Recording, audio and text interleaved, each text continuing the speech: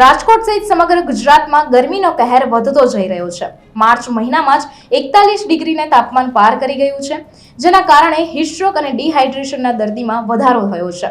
લોકોના આરોગ્યને ધ્યાનમાં રાખીને રાજકોટ સિવિલ હોસ્પિટલનું તંત્ર એલર્ટ મોડમાં આવી ગયું છે।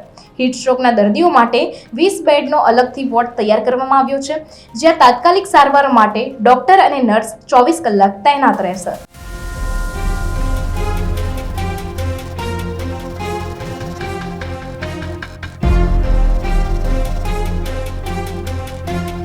રાજકોટમાં આકરી ગરમીના કારણે લોકો પરેશાન થઈ રહ્યા છે, ત્યારે હીટ સ્ટ્રોક અને ડિહાઇડ્રેશનના કેસોમાં પણ ચિંતાજનક વધારો જોવા મળી રહ્યો છે।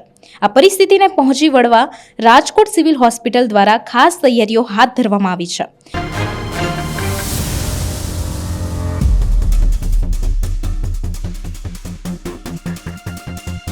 હોસ્પિટલના ઇમરજન્સી વિભાગ ઉપર આવેલા વોર્ડ નંબર 10માં હીટ સ્ટ્રોકના દર્દીઓ માટે અલગ સ્પેશિયલ વોર્ડ ઊભો કરવામાં આવ્યો છે। આ વોર્ડમાં કુલ 20 બેડની વ્યવસ્થા સાથે 5 અનુભવી તબીબો, 10 નર્સિંગ સ્ટાફ અને પેરામેડિકલ ટીમને 24 કલાક માટે તૈનાત રાખવામાં આવી છે। સાથે જ દર્દીઓને તાત્કાલિક સારવાર મળી રહે તે માટે ORS પેકેટ, જરૂરી દવાઓ અને ઠંડકની સુવિધાઓ પણ ઉપલબ્ધ કરવામાં આવી છે। રાજકોટ સિવિલ હોસ્પિટલ માત્ર શહેર જ નહીં, પરંતુ સમગ્ર સૌરાષ્ટ્ર માટે મહત્વપૂર્ણ આરોગ્ય કેન્દ્ર છે, જેથી બહારથી આવતા દર્દીઓ માટે પણ પૂરતી વ્યવસ્થા કરવામાં આવી છે। ગરમીના વધતા પ્રકોપ વચ્ચે આરોગ્ય તંત્રની આ તૈયારી લોકોને રાહત આપતી સાબિત થઈ રહી છે।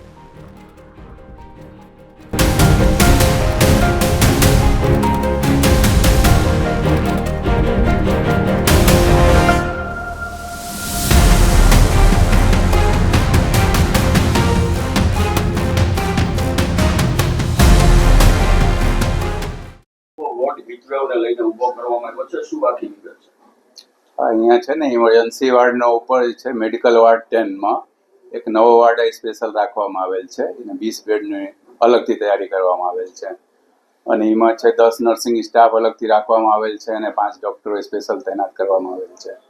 એ તો એમનો કોઈ પણ દર્દી આવે એને કોઈ તકલીફ ન પડે એને માટે એ સ્પેશિયલ વોર્ડ ઊભા કરવામાં આવેલ છે। દવાની પૂરતી વ્યવસ્થા છે, જે જરૂરત પ્રમાણે સિમ્પ્ટોમેટિક ટ્રીટમેન્ટ કરવામાં આવે એ બધી દવાની તૈયારી કરવામાં આવેલ છે અને એને સિવાય બી આપણા હોસ્પિટલમાં તૈયારી હોય જ છે। આપણે 24 કલાક જે અલગ વાર્ડો છે એ તો છે જ, એને સિવાય એ સ્પેશિયલ તૈયારી કરવામાં આવેલ છે, સેપરેટ તૈયારી કરવામાં આવેલ છે। એમાં નર્સિંગ સ્ટાફ જે છે એ 10ની સંખ્યામાં રહે છે અલગથી અને 5 ડૉક્ટર અલગથી એના માટે સ્પેશિયલ રાખવામાં આવશે। બાકી વોર્ડનો બેડ જે છે એ 20 બેડ રાખવામાં આવેલ છે, પૂરતા એ પેશન્ટ માટે અલગથી કરવામાં આવેલ છે।